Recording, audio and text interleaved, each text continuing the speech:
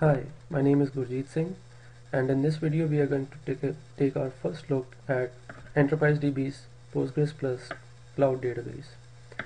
The product is still in beta, so some of the things that we see in this video might change over time, but this guide would be here and kept up to date. As of now, this guide shows you how to sign up for Amazon AWS services, how to buy this product, and how to start using it to create your first Postgres Plus database in the cloud. So the first step is to sign up for the Enterprise DB forums for this product. In these forums we'll keep you up to date as to what's happening, and you can file bug reports, you can file feature enhancement requests, etc. And the step 2, we have to buy this product, and we just click on this link and we'll be taken to the product page. So this is the first time I'm going to sign up for this product, so this experience should be as close to your experience with the product.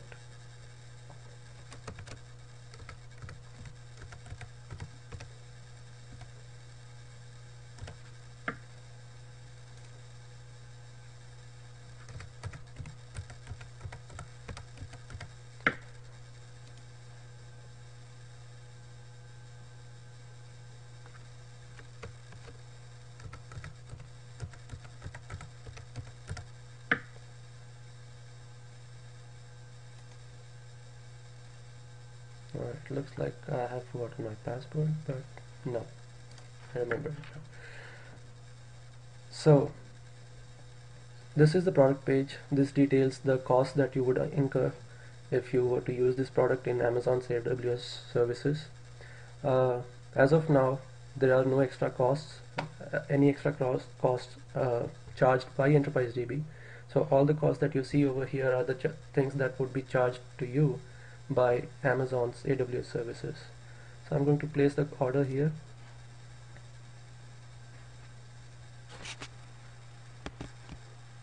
And looks like I'm done. Although this activation key is not required as per the docs, I'm going to keep a record of this, and let's see if this might be useful sometime later. So I'm back to the guide, and we have completed step 2. In step 3, we are supposed to go to our Amazon's AWS console. So let's go there. Over here, under the console or My Account tab, there is a link for the management console. There we have to go to the EC2 pane and look for the AMIs that are listed on that guide.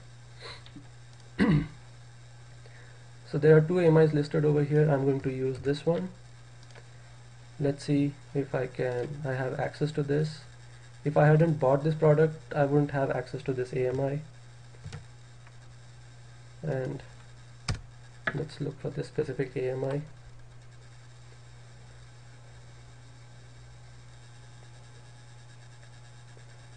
I think I should have chosen a different thing over here. Not sure. Anyway, so there we go. Alright. So this AMI is accessible to me, and I can create an instance of this one. So let's go back to the document and see what we need to do at this stage.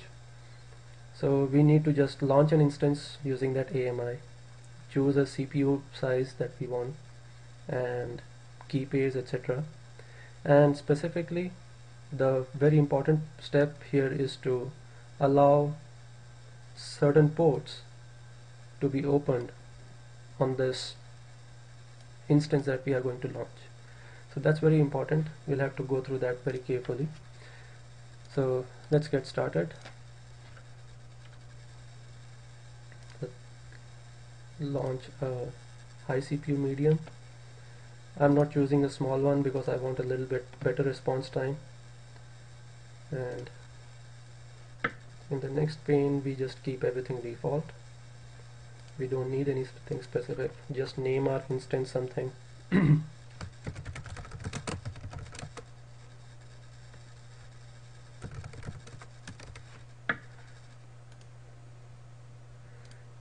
Now it's asking me for key pairs, and because I don't have any key pairs registered, I'm a very fresh user of Amazon's AWS services, I'll have to just create one.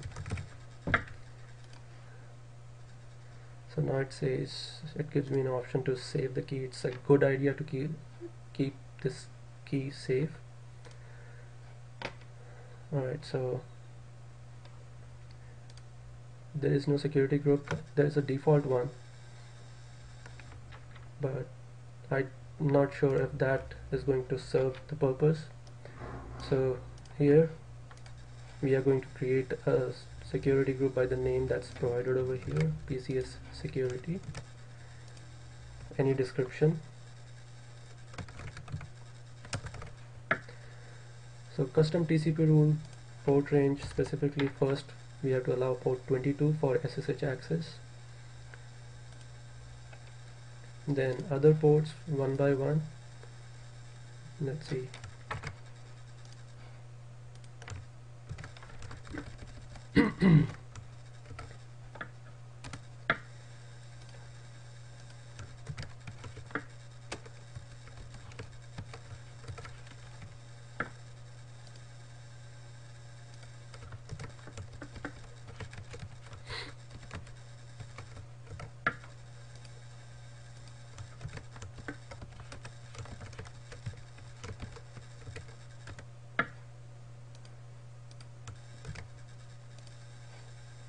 And some ranges, one range of 7800 to 7900.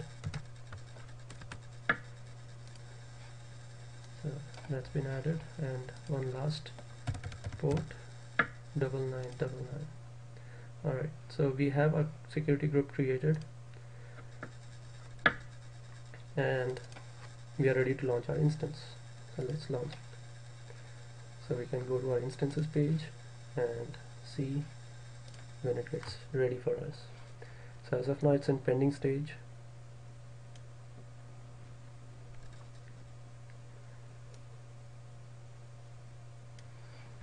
So let's take this time to go through that document again.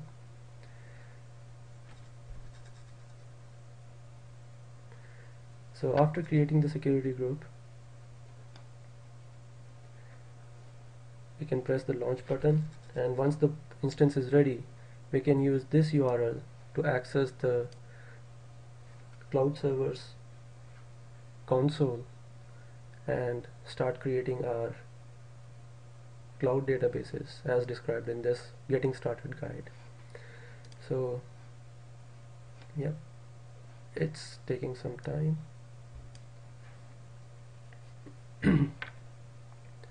Let's take a look at that guide. So it says we should start with section 3, connecting to the cloud database in public cloud. One of the other steps that I think I've missed over here is to get your access key and secret ID. To do that, the access key ID and the secret key for that. So what we can do is we have to go to count activity, go to security credentials and get our access key and the secret ID. So I'm going to just use this one,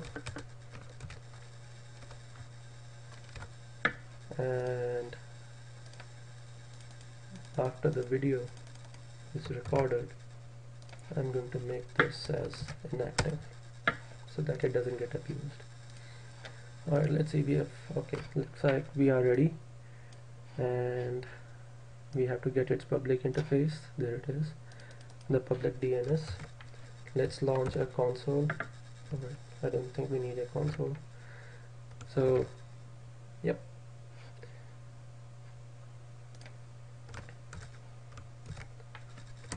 this is the address you are supposed to access after the instance is ready. but it takes a few minutes for the instance to boot up and for all the servers to start up properly and the services. Alright, so looks like everything is ready for us. The first time there are no users in the system, so we have to register our first user. Let's go.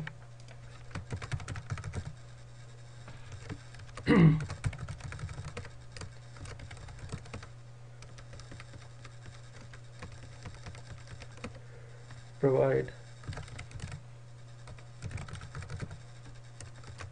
your credentials. This is the email that you would use to log in into the system, and I'm going to choose Amazon's EC2 as the cloud provider. And because I'm using Amazon's EC2, I have to provide this secret key from my account that Amazon has assigned to me.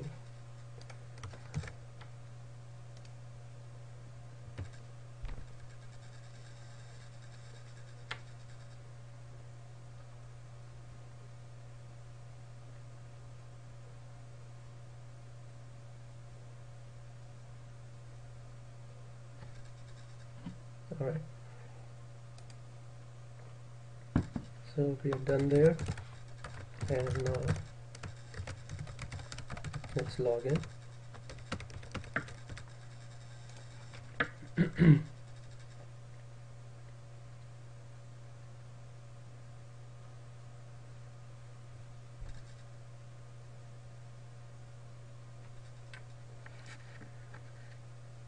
So at this stage we are all set, and this is the getting started guide.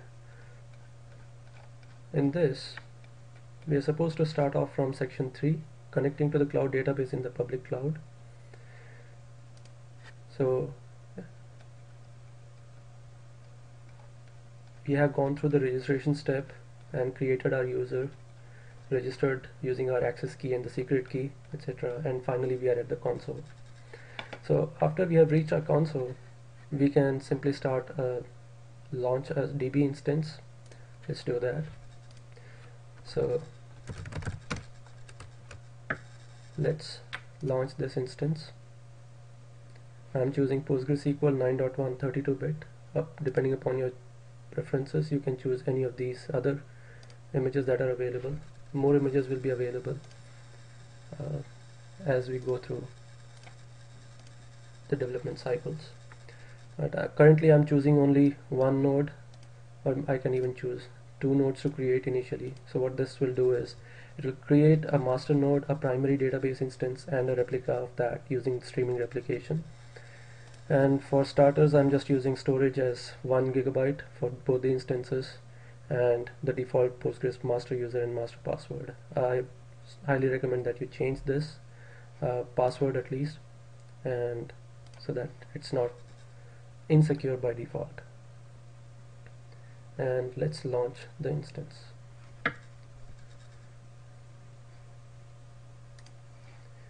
Now I can go to the clusters pane and see that my instances are being launched in the events tab inside this accordion. So in the details I still see that there's nothing done over here. My first instances, there you go. So I have been assigned 2 instances by Amazon, and they are being prepared right now. So under the events tab over here, we can see what's being done as the creation of the cluster progresses, and through the whole life cycle of the cluster, you'll see different messages populating over here that will tell you the status of this cluster and if there are any operations going on, etc. So we'll have to now wait, just as we waited for our first instance to launch, the console instance that we are currently logged into.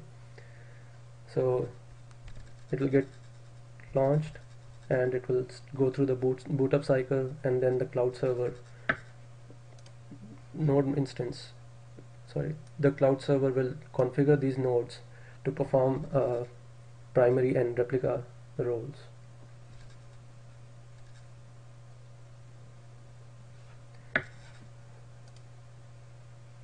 So now we are at the stage of creating data volume. So this means that for the first instance, the EBS volumes are being created and they are being attached to the primary instance. Looks like we are done with that stage, and now they are being configured.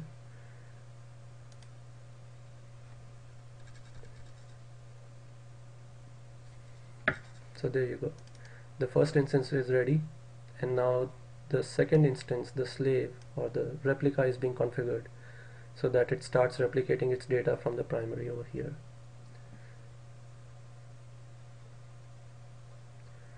So at this stage, let's try to connect to the Postgres instance on this primary server. I'm going to use a console application, the pSQL application, to connect to this database.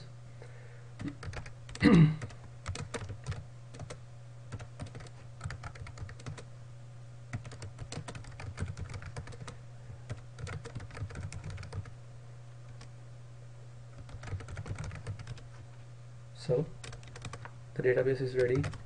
I'm able to connect to the database and fire off my queries. So now we go back to the main pane and we see that even the replica is ready. I can this time now connect to the replica and see if it's ready for operation. So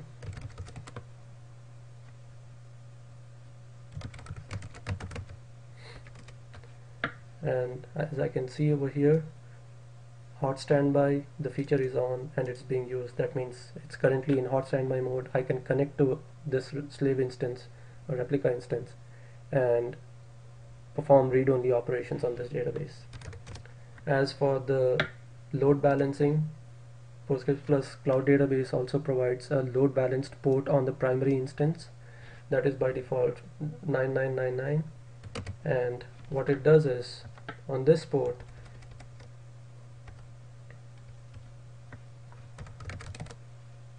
there is a PG pool running.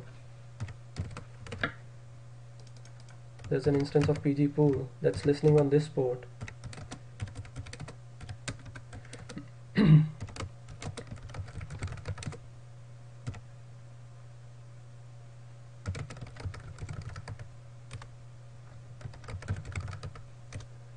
And this port, this instance of PG pool is configured to perform a load balancing operation. So you can connect your applications over here, and if there are any read-only queries that are being performed, they will be load balanced across all the replicas, and if there are write queries, they will be pushed to the they'll be executed on the primary, and the data will get replicated to the secondaries or the replicas through